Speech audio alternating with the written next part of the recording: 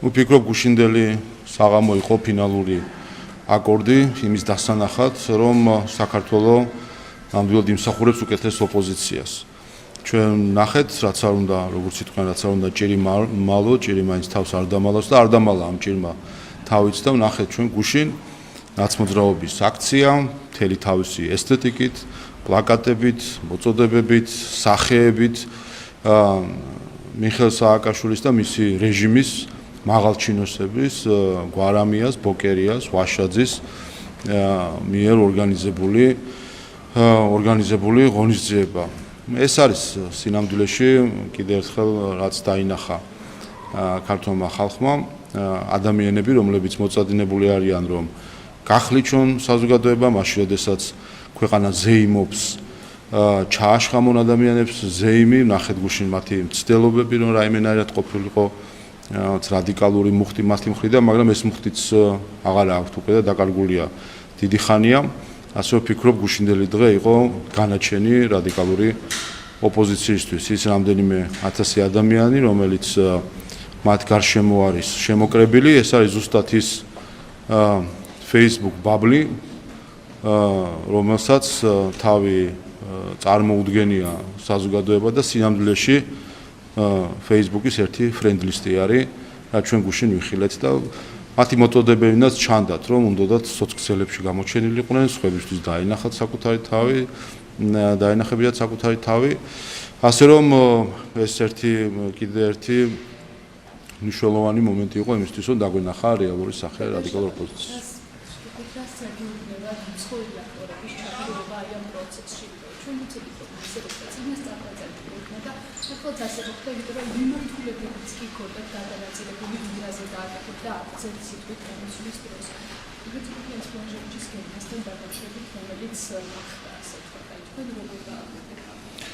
ესეც ნიშანობლივია, რომ დამოუკიდებლობის დღეს,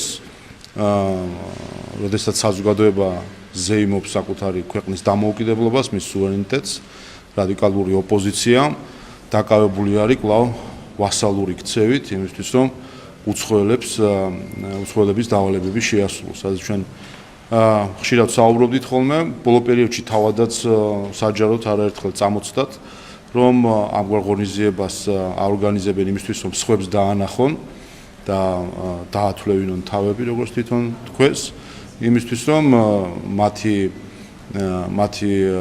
მფარველობა კიდე გაგრძელდეს. ანუ კიდე ერთხელ, როდესაც დამოუკიდებლობის დღეს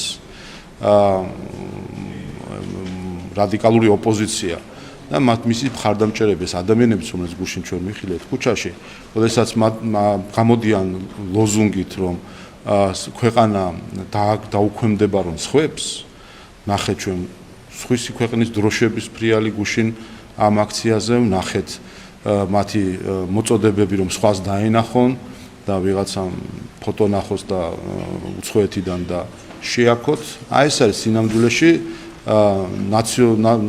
ნაცობა როგორც იდეოლოგია, რადგან ჩვენ ვსაუბრობთ.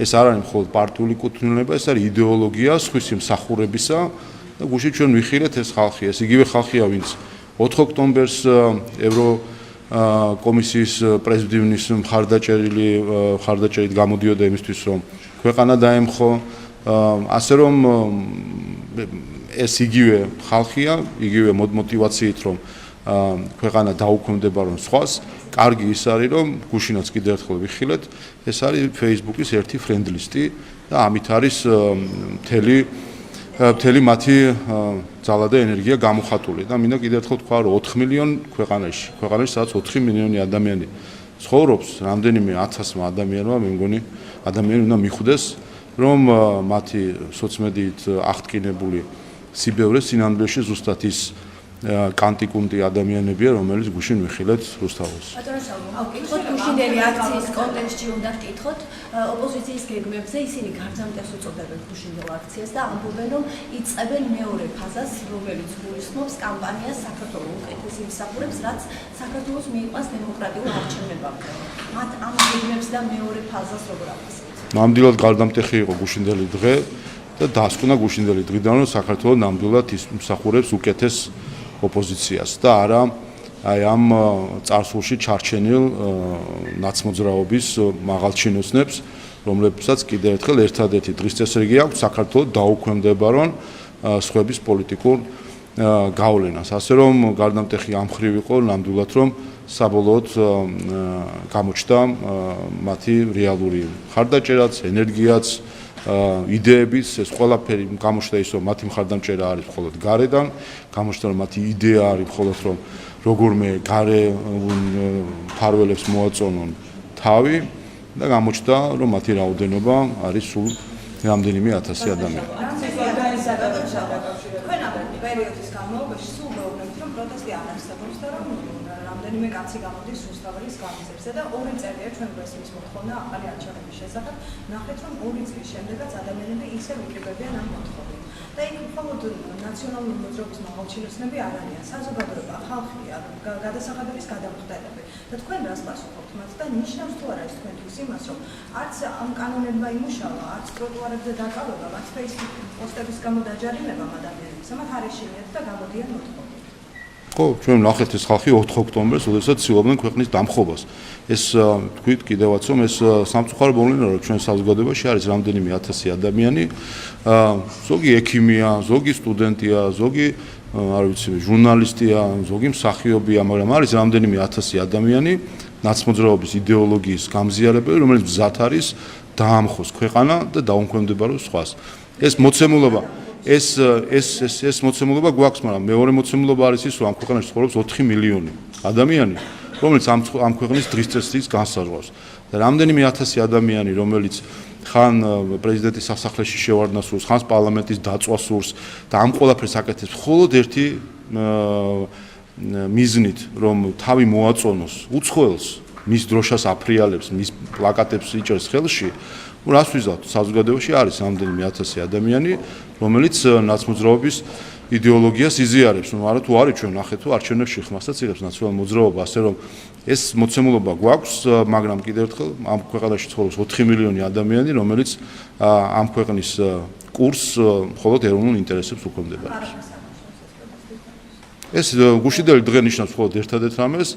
კიდევ ერთხელ დავინახეთ, რომ ერთი სოციმედიის Facebook-ის ერთი ფრენდლისტი ხალხი არის შეკრებილი, რომელსაც მათ აქვთ ეს იდეოლოგია, მათ ეს ის ხალხია, რომელსაც ქვეყანაში უნდათ რომ უცხოელმა განსაზღვროს ჩვენი დღის წესრიგი, რა ვქნათ, ამ მხრივ აქვთ მოწამლული გონება ნაცმოძრაობის იდეოლოგიით, ასე რომ არიან მთავარი ერთია, რომ ჩვენი ქვეყნის უმრავლესობა სწორედ ხედავს თუ სად ვიმყოფებით და რა პოლიტიკას ვაწარმოებთ და ამ პოლიტიკის მხარდამჭერია. სწორედ ეს არის დემოკრატია.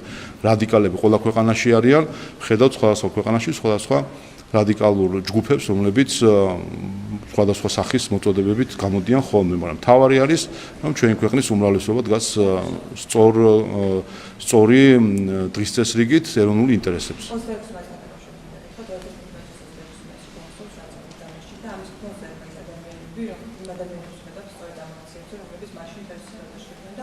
ამჯერად საუბრობენ ისინი გამოხატვის თავისუფლებაზე, სიტყვის თავისუფლებაზე. რამდენი მომენტია განსხვავებული? ჩვენ გუშინ ვიხილეთ წინა რიგში მიხეილ სააკაშვილის პლაკატები, ნაცმოძრაობის ღონისძიება, მიხეილ სააკაშვილის პლაკატებით, მიხეილ სააკაშვილის პროკურორებით, მიხეილ სააკაშვილის უსაფრთხოების საბჭოს მდივნებით, პროკურორის მოადგილეებით, მინისტრებით, მთელი დიქტატორული რეჟიმი ნაცმოძრაობის გუშინ გამოვიდა ქუჩაში. და საბედნიეროდ კიდევ ერთხელ ვამბობ, რომ საბედნიეროდ სულ რამდენიმე ათასიღა შემორჩენილან ნაცმოძრაობის იდეოლოგიის გამზიარებელი ადამიანები, რაც სწორედ მიღწევა არის სწორი პოლიტიკის, რომელსაც სახელმწიფო აწარმოებს და მოქალაქეებს აჩვენებს თუ რა არის რეალური მდგომარეობა. ამის შედეგი ვნახეთ გუშინ, კანტიკუნდად ყოფი ადამიანები, რომლებიც კარგია რომ 4 ოქტომბრის შემდეგ, როგორც ხედავთ, ადამიანების ნაწილმა გადაიაზრა ის, რომ არ შეიძლება ქვეყნის წინააღმდეგ წასვლა, არ შეიძლება დამოუკიდებლობის და ეროვნულ დღეს იზრუნო ან იფიქრო იმაზე, რომ როგორ შეიტანო არეულობა ქვეყანაში, ასე რომ ჩვენ ნახავთ, რომ ეს რაოდენობა კიდევ ამ რაოდენობიდანაც ბევრი ადამიანი გამომხიზდება. უკრაინაზე უნდა ვკითხოთ, უკრაინაზე ვკითხავთ, უკრაინის საგარეო საქმეთა მინისტრი მადლობას უხდის მაკაბ ჭორიშვილს ვენაში ეუთოს ფარგლებში ჩატარებულ ღონისძიებაზე ჰელსინკის და გაეროს პრინციპების დაცვისთვის და მხარდაჭერისთვის. ამ ფონზე საქართველოს უკრაინის ურთიერთობებს როგორ ხედავთ და რა გზავნილია თქვენთვის ეს საჯარო მადლობა მაკაბ ჭორიშვილს? ჩვენ ამას მადლობისთვის არ ვაკეთებთ, ჩვენ ვაკეთებთ იმისთვის, რომ წესებზე დაფუძნებული საერთაშორისო წესრიგი ფუნქციონირებდეს, ეს მნიშვნელოვანი არის ჩვენთვისაც, ჩვენი ეროვნული ინტერესებისთვისაც. რაც შეეხება და როგორც აქამდე ასეულობით რეზოლუციას და სხვადასხვა საერთაშორისო ინსტრუმენტს ხარი დაუჭირა და იყო ინიციატორი საქართველოს უკრაინასთან დაკავშირებით, ასევე ვაგრძელებთ ამ პოლიტიკას და ყოველთვის ასე ვიქცეოდით მიუხედავად იმისა, როგორი დამოკიდებულება ჰქონდა უკრაინის ხელისუფლებას ქართულ ხალხთან და ქართულ სახელმწიფოსთან. ის სიგნალები, რასაც ჩვენ ბოლო პერიოდში ხედავთ უკრაინის ხელისუფლების მხრიდან, ჩვენ იმეს გვიტოვებს, რომ ხდება გადააზრება უკრაინის ხელისუფლებაში მათი პოლიტიკისა საქართველოს და ქართულ ხალხთან მიმართებით. ასე ვნახოთ, დავულოდოთ მომავალი გვაჩვენებს, რამდენად სერიოზულად მოხდება გადააზრება იმ მცდარი პოლიტიკისა, რომელიც აქამდე ქონდა უკრაინის ხელისუფლებას ქართველი ხალხის და საქართველოს მისი ხელისუფლების მიმართ. უკრაინის კონტექსტში ეს კითხავთ ჯინშაჰინის განცხადებაზე, როგორ უნდა გავიგოთ განცხადება, სადაც ჯინშაჰინი ამბობს, რომ რეალურად უკრაინაში ომის დასრულდეს, რომ ეს იყოს ამერიკისთვის სასარგებლო და რუსეთის რაიმე წინსვლა უკრაინაში პირველში დააზიანებს ამერიკის სტრატეგიულ ინტერესებს და გააძლიერებს ჩინეთის გავლენას მსოფლიოზე. სად ჩანს აქ, რომ ისინი ახლა უკრაინელი ხალხის ინტერესებზე ფიქრობენ? აქ ჩანს ზუსტად ის, სადაც ჩვენ ვსაუბრობთ, ყველა ქვეყანა საკუთარი ინტერესებით მოქმედებს. ეს აი გუშინ საღამოს რომ ვიხილეთ ნაცმოძრაობის ღონისძიება, ეს ხალხი არწმუნებს თავის მხარდამჭერებს, რომ ვიღაცა დედამიწის ზურგზე უფრო მეტად ზრუნავს საქართველოს ეროვნულ ინტერესებზე, ვიდრე ქართველი ადამიანი და საქართველოს ხელისუფლება. ასე რომ ეს კიდევ ერთხელ გვაჩვენებს იმ მწარე სიმართლეც არ არის, ეს რეალობა ასეთი, ასე იყო ყოველთვის, არასდროს არ ყოფილა სხვანაირად მოწყობილი სახელმწიფოთა შორის ურთიერთობები ისტორიულადაც, ასე რომ ეს წამოწდენა თუ ვიცი განცხადება მისი მხრიდან აჩვენებს კიდევ ერთხელ იმას, რასთანაც ჩვენ ზოგადად საერთაშორისო პოლიტიკაში გვაქვს საქმე. და ზუსტად ასეთივე დამოკიდებულება ქონდა მათ შორის სენატორ შახინსაც საქართველოსთან დაკავშირებით. ყოველთვის ის უყურებდა იმ საქართველოს ისე რომ რა შეიძლება არგოს საქართველოს მისი ქვეყნის ინტერესებს მისი წარმოდგენით. ეს სხვა საკითხი არის, რამდენად სწორედ ესმის მას ამერიკის შეერთებული შტატების ინტერესები. ბატონ შოვა, ბრიტანეთის სანქციებთან დაკავშირებით უნდა ვკითხოთ, დაასანქცირა ბრიტანეთის კომპანია, და მიზეზი იყო ის, რომ ეს კომპანიები ოპერირებდნენ, ეს კომპანიები თავისუფლად აწარმოებდნენ გადარიცხვებს რუსეთის დასახმარებლად, საქართველოში რეგისტრირებული კომპანიები არიან და ბრიტანეთმა თუ მიაგვია ეს კომპანიებს ჩვენს ქვეყანაში, რომლებიც რუსეთის სანქციების გვერდისავლისთვის ეხმარებოდა, ჩვენი საგამოძიებო უწყებები რასთან ერთად მათ შემოგვიყვება. სწორედ იმიტომ მიაკვლიე ბრიტანეთმა, რომ ჩვენო საგამოძიებო უწყებებმა მიაკვლიეს თქვენ ნახეთ ეროვნული ბანკის განცხადებაც ამ სამ ორგანიზაციასთან დაკავშირებით.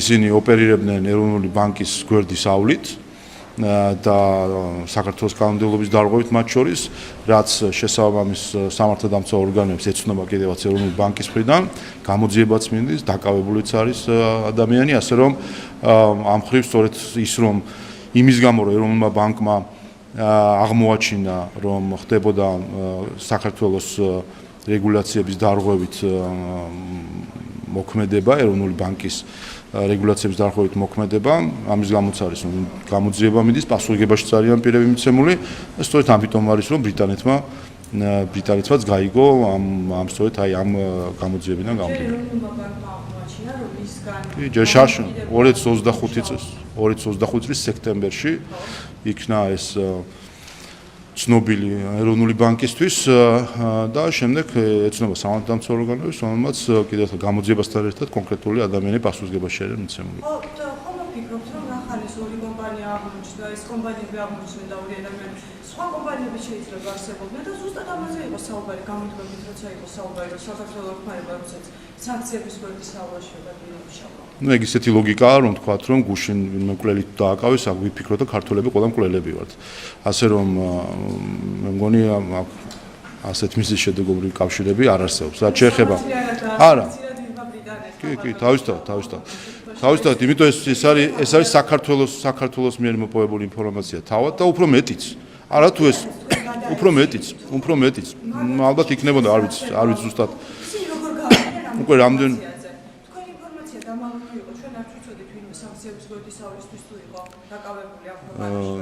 უკვე პასუხისგებაში იყო საქართველოს კანონმდებლობის დარღვევისთვის და სანქციების გვერდის სავლისთვის, ასე ვთქვათ, სისხლისღებათა პასუხისგება ჩვენთან არ არის. არის საქართველოს კანონმდებლობის დარღვევისთვის, რაც ამ შემთხვევაში ამავე დროს, როგორც ბრიტანეთმა დაადგინა, მათ სანქციებსაც არღვევს. მაგრამ ეს აჩვენებს კიდე ერთ რამეს და ეს არ არის პირველი შემთხვევა. 2000-ზე მეტი ტრანზაქცია გააჩერა საქართველოს, რომელიც ზოგიერთი ევროპიდან მოდიოდა, ტვირთის გადაზიდვები და ასე შემდეგ, სადაც ჩართული იყვნენ სანქცირებული კომპანია, ან სანქცირებული ტვირთი, ან სანქცირებული მიმღები და საქართველოს აღმოჩნდა ბოლო ბარიერი, რომელმაც ევროპიდან გამოპარული ეს ტვირთები გააჩერა 2000-ზე მეტი ასეთი ტრანზაქცია შეჩერებული. ეს პირიქით, ეს ფაქტი ადასტურებს იმას, რომ საქართველოს კეთილსინდისიერად ასრულებს თავის სიტყვას, რომ საქართველოს არ იქნება ადგილი, სადაც მოხდება საერთაშორისო სანქციების გვერდის ავლა და სწორედ ამისი დასტური არის მათ შორის ეს ფაქტიც. ბატონო შავა, დიდი ბრიტანეთს თქვენ მიაწოდეთ ინფორმაცია ამის შესახებ? არ ვიცი მე ზუსტად რა კომუნიკაცია იყო, მაგრამ ვიცი ის რომ ჯერ კიდე შაშან სექტემბერს იქნა ნახეთ თქვენ განცხადება ხო ეროვნული ბანკის იქნა აღმოჩენილი ეს დარღვევები გამოძიებას დაიწყო და პასუხისგებაშიც მიეცნენ ადამიანები. აღმოჩენილი იყო ის რომ უკანონოდ არსებობდა ეს კომპანია. უკანონო ოპერირებდა. სანქციების გვერდის ამოხდება. როცა ამოხდა ბარიერი საქართველოს აღმოჩნდა ბოლო, კომპანია დარეგისტრირებული ყოფილა და კანონის შესაბამისად იმუშავა, ამას აღმოაჩინა. არა, არც ვერც იმუშავებდა აქედან გამომდინარე, ხო? ამ მთელი საქმე იმაში არის, რომ საჭირო იყო მისი ოპერირებისთვის ეროვნული, რამდენადაც ვიცი, ეროვნული ბანკის მხრიდან ასე ვთქვათ, თანხმობები თუ ეროვნული ბანკის რეგულაციაში მოხვედრილიყო და მის გვერდის ავლით ოპერირებდა. ესეც დარღვევაა და რომ მიემართა, რა თქმა უნდა, ესეც არ იქნებოდა ნებართვა მიცემული შესაბამისად, ვინაიდან თავად შინაარსი აღმოჩნდა კიდევაც, რომ საერთაშორისო სანქციებს არღვევს. უსამართლო არის სანქციები, რომელსაც დიდი ბრიტანეთი აწესებს ან სხვა ქვეყანა. გამოჩნდა თუ არა, რომ სინამდვილეში სამართლიანად ხდება დასანქცირება რუსეთთან დახმარების გაგრძელება ეს კომპანიების თუ სხვა. გამოჩნდა ის, რომ როდესაც არის სამართლიანი ბრიტანეთის გადაწყვეტილებები, იქ ქართული გადაწყვეტილებებიც არის ხოლმე. ამიტომ ასე უნდა შეხედოთ შემდეგ ჯერზეც, რამდენად დაემთხვევა ბრიტანეთის ხელისუფლების გადაწყვეტილებები, საქართველოს ხელისუფლების გადაწყვეტილებებს, იქ სადაც დაემთხვევა ის იქნება სამართლიანი, სადაც არ დაემთხვევა ის იქნება უსამართლო. დიპლომატიური აკადემიის საზომი ამ შემთხვევაში არის საქართველოს ხელისუფლება, რომელიც ნამდვილად უფრო კეთილსინდისიერად იქცევა მათ შორის ქვეყნებს შორის ურთიერთობის დროს, ვიდრე ამას სამწუხაროდ ბრიტანეთის მთავრობა აკეთებს. დიპლომატიური აკადემია და კანონში უნდა შევიდეს ხო ცვლილებები და დაიწყო პარლამენტის ამაზე მუშაობა, რას უზრუნველყოფს ყოფს ეს აკადემია მიზანი არის რომ იყოს მოხდეს კვალიფიციური დიპლომატების თვის განათლების მიცემა, რომელიც იქნება მათ შორის საგანმანათლებლო სამინისტროს კურირების ქვეშ და კონცენტრირებულად იქნება ორიენტირებული იმაზე, რომ გამოუშვას ამ სასწავლებელმა დიპლომატები, რომლებიც ერთი რომ გარანტირებულად შეძლებენ დასაქმებას, ვინაიდან ორიენტირებული იქნება იმ მოთხოვნაზე, რომელიც არსებობს ამ მხრივ და მეორე მხრივ იქნება პრაქტიკასთან ახლოს განათლების მიღება, რაც განსაკუთრებით დიპლომატიური სამსახურისთვის არის მნიშვნელოვანი, ასე რომ პარლამენტი განიხილავს უმოკლეს ვადებში ამ კანონ პროექტს და იმედი მაქვს, რომ მალე უკვე შესაძლებელი იქნება ამ აკადემიის სტრუქტურული მოწყობა. დემოკრატიასთან დაკავშირებით უბრალოდ განცხადებს, რომ თითქოს საქართველოს შორის დემოკრატიის მხრივ იყოს ყველაზე უარესი მდგომარეობა ოპოზიციონერები ამისთვის ხშირად საუბრობენ დიქტატურას და სხვა ხოლმე მათ შორის ნაციონალური მოძრაობის წარმომადგენლები, საიდანაც მათ მიმართ ზეულად როგორი იყო საქართველოში იმას როგორც დემოკრატია აშკარად მდგომარეობაზე. კიდევ ერთხელ გუშინ ვიხილეთ დიქტატორის ფოტოთი რუსთაველის გამზირზე გვესაუბრებიან დემოკრატიაზე. ნუ ამაზე მეტი დემოკრატია რა უნდა იყოს, როდესაც დიქტატორებს, ყოფილ დიქტატორებს საბედნიეროდ აქვთ შესაძლებლობა, რომ საერთოდ დემოკრატიის საკითხებზე ისაუბრონ. ასე რომ მე მგონი თავად ეს ფაქტიც არის ამისი დასტური. და მათ შორის ის, ვინც მათ მხარს უჭერს, ჩვენ ხედავთ იმ სავალალო ტენდენციებს, რომელიც არის ევროპის სხვადასხვა სტრუქტურებში, მათ შორის ევროპარლამენტში და ხედავთ, რომ ვინც არის ამ დიქტატორების მხარდამჭერი, ყველა არის ის ადამიანი, რომელიც ევროპულ სტრუქტურებში თუ თავის ქვეყნებში სწორედ ავტორიტარულ ტენდენციებს ამკვიდრებს და ხელს უწყობს.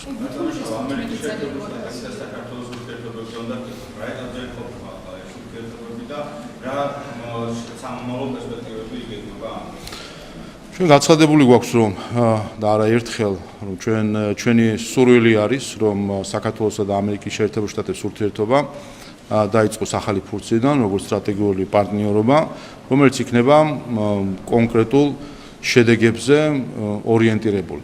სამწუხაროდ სტრატეგიული პარტნიორობა, რომელიც წინა ადმინისტრაციამ ცამხრივად და უსამართლოდ გააუქმა, იმისთვის რომ მაშინ ზიანი მიეყენებინა ჩვენი ქვეყნისთვის და საბედნიეროდ ამან ზიანი ვერ მიეყენა ჩვენ ქვეყანას, ის სტრატეგიული პარტნიორობა შეგახსენებთ ყველას, ეს იყო რაღაც დამამშვიდებელი პრიზი მიხეილ სააკაშვილისთვის 2009 წელს 2008 წლის მარცხის შემდეგ და ამითი მას ასე ვთქვათ გარკვეული დამამშვიდებელი პრიზივით მისცეს, რომ ქართულ ხალხს იმავე მომენტში არ გამოეყვანა დიქტატორი სააკაშვილი თავის კაბინეტიდან და რაღაცა ქონოდა ხელში, რომ აი ვითომ მართალია დაკარგა ტერიტორიები, მაგრამ ამის სანაცვლოდ მიიღო რაღაც სპეციალური ურთიერთობა ამერიკის შეერთებულ შტატებთან.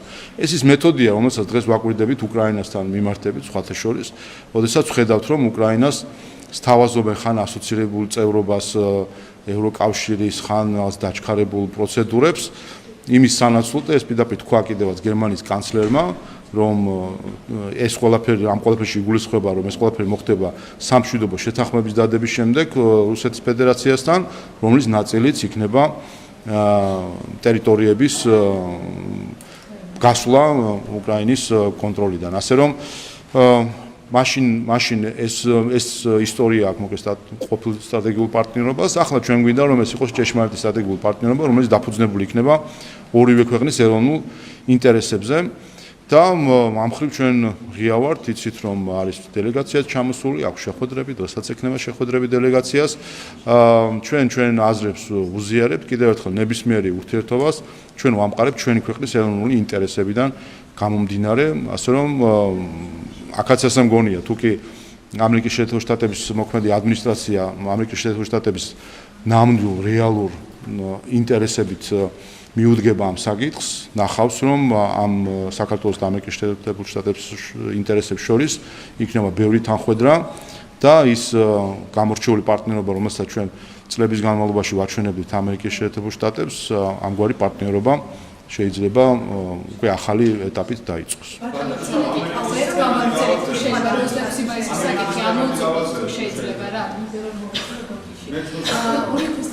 სოციალურ მაისი გააცემა ბევრ სამასთან დაკავშირებით რასაც კითხეთ და მათ შორის გარდაცვლილის ოჯახის წევრობით საუბრობენ იმაზე, რომ ახლა როდესაც აქცენტები კეთდება დემოკრატიაზე, თავისუფლებაზე, გახსოვს 2011 წლის 15 წლის წინ დაწყებული მოლექული თქვენ როგორ გაიხსენებთ აი ამ პროცესებს და იმ ადამიანებს, რომლებიც ამ პროცესებში კავშირში არიან და ახლა საუბრობენ მართლაც აი ამ ზეგნებთან.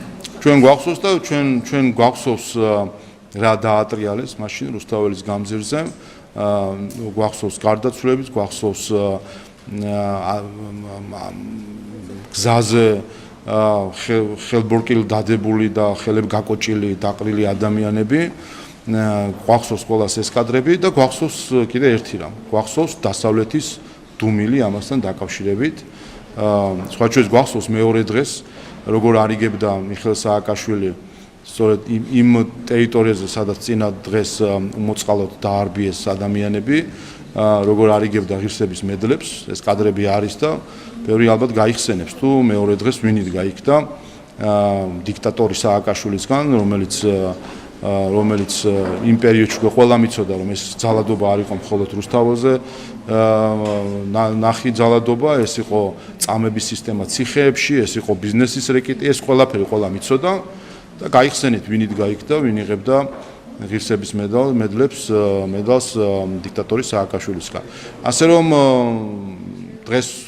დღეს რომ იმავე იმ ხელისუფლებას სააკაშვილის პლაკატით დიქტატორის მინისტრებს და პროკურორებმა გუშინ ჩაატარეს მიტინგი რუსთაველის გამზიზე, ამაში ერთის მხრივ არის მათი დიდი ფარისეულობა, თუმცა მეორეს მხრივ ამით ჩანს, რომ დემოკრატიულ სახელმწიფოში ყველას ეძლევა საშუალება თუ კი აქვს სურვილი რომ შეიკრიბოს, ეს შესაძლებლობა მათ გუშინ მიეცათ კიდევაც, მიუხედავად იმისა, რომ ცდილობდნენ რომ რაღაც რადიკალური ტონები შემოეტანათ, ამის საშუალებაც არ მისცეს სახელმწიფო. ბატონო შავა, ამერიკის შეერთებული შტატებთან დაკავშირებით გავაგზავნეთ ნამდვილობრივი ყოფილება გუშინ სამხრეთში და საუბარია რომ სტრატეგიულ პარტნიორობას, სწორედ სამხრეთთან თავის სტრატეგიულ პარტნიორობას სამხრეთს უკავშირდება ამ მომენტში, სად არის ამ მომენტში საქართველოს როლი და სახელმწიფო დეპარტამენტის წარმომადგენლები იმყოფებიან საქართველოს ვიზიტით, ამაზეც კითხავთ და რა შეხვედრები იყო და რა ახალი გზავნილები მოისმინეთ მას. ჩვენ ვართ იქ, სადაც ყოველთვის ვიყავით. ჩვენ არ მოქმედებთ იმისთვის, რომ თავი მოვაწონოთ ვინმეს, არამედ მოქმედებთ იმისთვის, რომ რეალური ინტერესების თანხვედრით იყოს აწყობილი ნებისმიერი ურთიერთობა ორ ქვეყანას შორის. და სწორედ ამ პროცესში ვართ, როდესაც ამერიკის შეერთებული შტატების ადმინისტრაციასთან ერთად პრეზიდენტ ადმინისტრაცია ცდილობს გაერკვეს საკუთარ ინტერესებში საქართველოსთან ურთიერთობის მხრივ. ნახოთ, ჩამოყალიბდება ადმინისტრაცია თუ რა ინტერესებია. ჩვენი ინტერესები მარტივია. ჩვენი ინტერესი არის ჩვენი ქვეყნის გაერთიანება და მოსახლეობის კეთილდღეობის ზრდა. და სწორედ ამ ორ შიდა პოლიტიკურ მიზანს ემსახურება ჩვენი საგარეო პოლიტიკური ურთიერთობებიც. ასე რომ ის იქნება ურთიერთობა ამერიკის შეერთებულ შტატებთან, ევროკავშირთან თუ ნებისმიერ სხვა ქვეყანასთან თუ ორგანიზაციას, ყველაფერი ემსახურება ამ ორ უნდა ემსახურებოდეს ამ ორ მიზანს. ყველაფერი იზომება უпростоრეთ ამ ორი მიზნით. ხელს უწყობს თუ არა ეს ჩვენი ქვეყნის ტერიტორიული მთლიანობის აღდგენას და ხელს უწყობს ეს თუ არა ჩვენი ხალხის კეთილდღეობის ზრდას. სწორედ აი ამ დღის წესრიგით ვესაუბრებ ჩვენ ამერიკის შეერთებული შტატების წარმომადგენლებსაც და ვნახოთ, სადაც იქნება დამთხევა ინტერესების, იქ აუცილებლად იქნება შესაძლებლობა თანამშრომლობის. კიდევ ერთხელ ჩვენ მოქმედებთ ჩვენი ხალხის მოსაწონად და არა სხვა ქვეყნების ხელისუფლებების მოსაწონად. ბატონო შავა, კითხავს დაგისვამთ, გამოცემა Washington Post-მა საქართველოსთან დაკავშირებით სარედაქციო სტატია გამოაქვეყნა, რომელშიც წერია, რომ ქართული ოცნების მზარდა და ავტორიტარული მთავრობა საფრთხეს წარმოადგენს კავკასიაში ტრამპის სტრატეგიისთვის. ვინაიდან ქვეყანა საქართველო არის ამერიკის შეერთებული შტატების ყოფილი მოკავშირე, რომელიც ირანის ორბიტისკენ იქნება. ჩვენ ვართ გამოცხადებული ამერიკის შეერთებული შტატების ყოფილი მოკავშირედ და რომ ჩვენი ქვეყანა იხდება ირანის ორბიტისკენ და ტრამპის სტრატეგიას კავკასიაში უქმნის საქართველოს საფრთხესო, რას იტყვით Washington Post-ში გამოქვეყნებულ ამ სარედაქციო სტატიასთან დაკავშირებით? როგორც იტყვიან, ყოველი ანტიქართული სტატიის უკან იმალება დიდი ფული, ასე რომ ნახოთ, კიდე ერთი ლობისტური პროდუქტი არის, რომელიც შემდეგ აღმოჩნდება ხოლმე ლობისტების ანგარიშებში. ეს ის ტალღა, რასაც ჩვენ ხედავდით. გიორგი კანდელაკი, საქართველოს მოღალატე ნომერი 1, რომელიც ვიხილეთ ჩვენ ამ დღეებში საკუთარი ცილისწამებლური ნარატივებით საქართველოსთან დაკავშირებით, რომელიც მიდის სხვა ქვეყანაში, ჯდება უცხო ელებთან იმისთვის, რომ საკუთარ ქვეყანას ჩირქი მოსცხოს. აი ხო გვაინტერესებდა, რომ როდესაც ან სწავლობთ, ან კითხულობთ, ან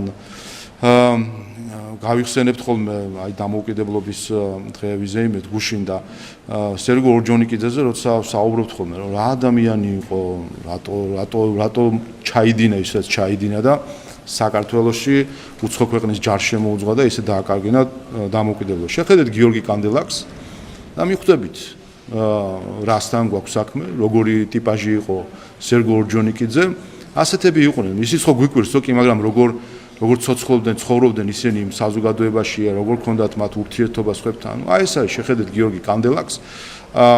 რა თქმა უნდა, ყველას ვინც საკუთარ ქვეყანას ღალატობს, თავისი გულშემატკივრების და გარშემოც ხალხი ყავს, ეს არის ჯგუფი ყოველთვის, რომელიც ერთმანეთს აგულიანებს, ამ ღალატში ამყარებს მაგრამ როგორც ერგო ორჯონიკიძეს უკან იდგა სხვების ხელი და ზრახვები, ზუსტად ასე დგას გიორგი კანდელაკების უკანაც სხვების ხელი და განზრახვები. არა ეს არის არა ეს უბრალოდ ამას უნდა შეხედოთ როგორც ერთი ანტიქართული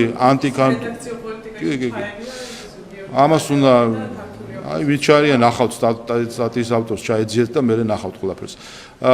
ეს არის მე მისახსნა მინდა რომ ეს არის ანტიქართული პროპაგანდის ერთი ტალღა და არის ზუსტად სპეცსამსახურების ასე ვთქვათ წიგნიდან ამოკითხულივით, როდესაც ჯერ ხდება ასე ვთქვათ ცრუ ყალბი ვითომ კლევის ფაბრიკაცია, რაც გააკეთეს კანდელაკის და იქ მეორე ამერიკელის ხელით.